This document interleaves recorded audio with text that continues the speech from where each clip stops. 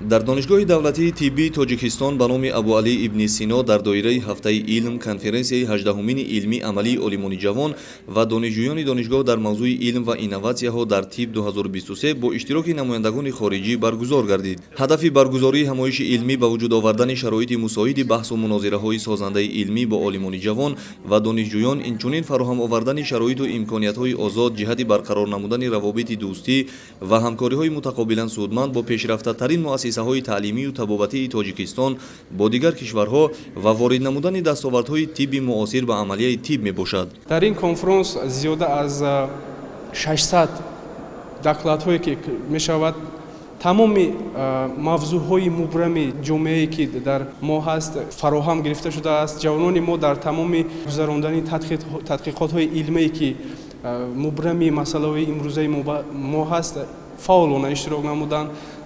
масъалаҳои хирургия, масъалаҳои тиббӣ, масъалаҳои терапия ва дигар масъалаҳои айни ҳол хеле мубрам ба ҳисоб меравад, фаъолона иштирок намуданд. дар чорчӯбаи ин ҳафтаи ҷавонон, ҳафтаи илмии ҷавононе ки гузашта истодааст, олимпиадаи авитсена ба номи абуалӣ сино баргузор гардида шуд ки зиёда аз 500 донишҷӯёни тиббӣ ҷумҳурӣ иштирок намуданд. мо нақшаҳои оянда хеле бисёр дорем, ҳамчун бо ҷумҳурии Ӯзбекистон, ҷумҳурии Қазоқистон ва ҷумҳурии Федератсияи Россия ки ҷавонони мо доимо дар самти тиб якҷоя фаъолият намуда истодаанд ва нақшаҳои ояндаи мо боз ҳам баланд бардоштани ин намуд чорабиниҳо, ҳамчунин олимпиадаҳо, озмунҳо, конференсҳои дар якҷоя, мизи мудавварҳо доимо гузаронда мешавад. мавзӯъҳои маърузаҳои баррасишуда мухталиф буда ба дастовардҳо ва масоили ҳалталаби самтҳои гуногуни тиб, аз он ҷумла ҷарроҳӣ, педиатрия ва ҷарроҳии кӯдакон, бемориҳои дарунӣ, ҷарроҳии дилу рагҳо, онкология, урология, стоматология, тибби оилавӣ ва дигар масъалаҳо бахшида шудаанд. ин аллакай дар донишгоҳ як анъана шудааст ки ҳар сол вобаста ба ҳафтаи ҷавонон ин маъракаҳо баргузор мегарданд. дар дораи ин конференсия олимпиада гузаронида шуд, ҳамчунин олимпиада аз самти стоматология.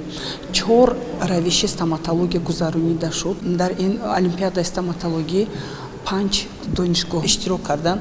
аз донишгоҳи Бухоро, аз донишгоҳи Самарқанд, Тошканд ва Ургенч иштирок намуданд. олимону коршиносони хориҷӣ низ баргузории чунин конференсияҳои илмиро манфиатбахш арзёбӣ карда қайд доштанд ки чунин ҳамоишҳои илмӣ ҷиҳати беҳтар гаштани сифати таҳсилот, табобат, тақвияти муносибатҳои гуногунҷабҳа ва ба илму инноватсия бештар ҳавасманд гардидани олимони ҷавон мусоидат менамояд. ман бисёр шодам ки ҳамтоёни мо ширкати моро дар ин конференсия зарур дониста даъват карданд.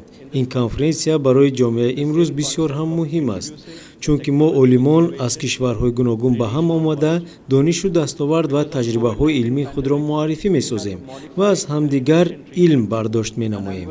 бояд бигӯям ки дар солҳои хуруҷи бемории COVID-19 дар Ҳиндустон мо аз усулҳои муосири пешгирӣ ва муолиҷа истифода кардем ва дар ин конференсия низ доир ба ин масъала маъруза намудам.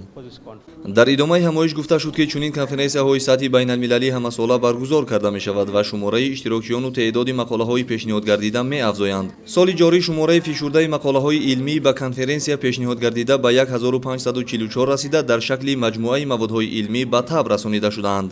конференсияи мазкур оид ба рушду пешрафти соҳаи тандурустӣ ва солимгардонии ҷомеа мусоидат хоҳад кард.